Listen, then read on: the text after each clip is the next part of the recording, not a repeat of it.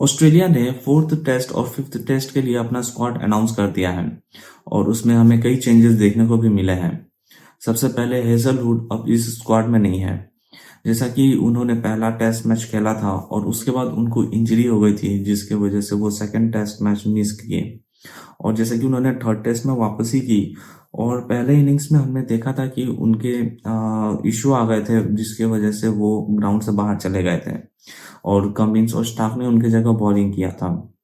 और उसी test match में हमें कंफर्मेशन मिल गई थी कि हेजलवुड अब आगे सीरीज में नहीं रहेंगे, तो इसलिए उन्हें स्क्वाड से बाहर किया गया। और जैसे कि दो नए बॉलर्स को भी लाए गए, सीन एबर्ट और जा रिचर्डसन। और जैसा कि बेव वेब्स्टर पहले से ही इस स्क्वाड में है। और देखा जाए तो सबसे बड़ा चेंजेस टॉप ऑर्डर में किया गया है। नेथन मैक्सवेनी को स्क्वाड से बाहर कर दिया गया है, जिन्होंने इस सीरीज में उन्होंने डेब्यू किया था। उन्हें 3 टेस्ट मैच मिले थे और उन 3 टेस्ट मैच में उन्होंने पहला टेस्ट मैच में 10 रन और 0 रन बनाए थे, दूसरे टेस्ट मैच में 39 और 10 नॉट आउट थे और तीसरे टेस्ट मैच में 9 और 4 रन बनाए थे। और जैसे कि बुमराह ने टॉप ऑर्डर का मुश्किल बढ़ा रखा है।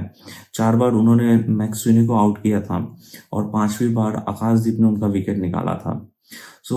जैसा कि मैक्सवेनी ओपनर भी नहीं है, वो ओपनिंग करते नहीं है, बट उन्हें डेविड वार्नर के जगह उनको रखा गया था और इतना बड़ा गैप फिल करना बहुत ही ज़्यादा मुश्किल है, तो उन्हें मौका दिया गया था बट वो उस मौके का फ़ायदा उठा नहीं पाए। और जैसा कि उनके जगह सैम कॉन्टस को जगह मिली है, जिन्होंने इंडिया ए के अगेंस्ट, जैसा कि 1-1.5 महीने पहले मैच हुआ था, उन्होंने उसमें परफॉर्म किया था जिसमें उन्होंने 73 रन मारे थे। और जैसा कि इंडिया और प्राइम मिनिस्टर 11 का जो मैच हुआ था पिंक बॉल से, उसमें उन्होंने 100 भी मारा था। और जैसा कि बिग बैश में उन्होंने 50 भी लगाया है सबसे कम उम्र के, तो जिसके वजह से उन्हें ये मौका मिला है।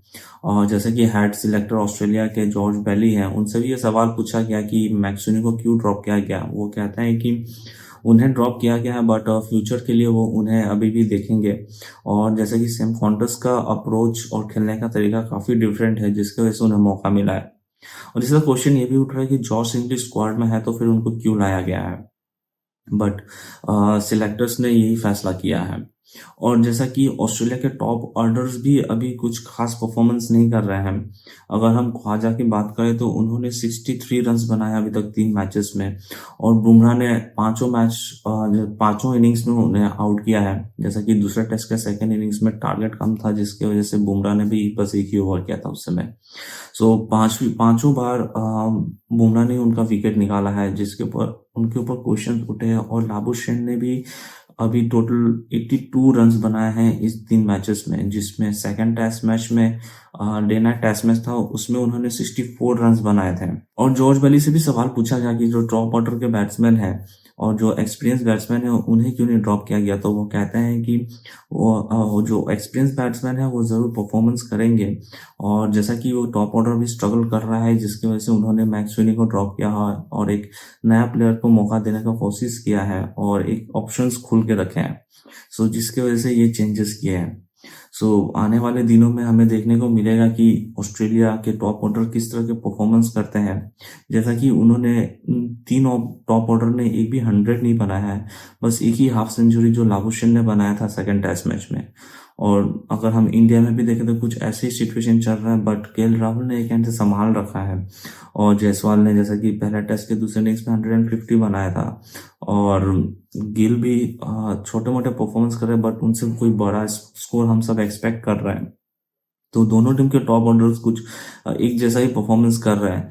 अभी इस सीरीज में 2 मैचेस बचे हैं जिसमें मेलबर्न और सिडनी में मैचेस हैं, और ऐसा लग रहा है कि इस 2 मैचेस में जरूर दोनों के टॉप ऑर्डर्स, आई थिंक ऐसा लगता है, परफॉर्मेंस करेंगे, क्योंकि कुछ ये थोड़ा बैट्समैन फ्रेंडली हो सकते हैं ये पिचेस।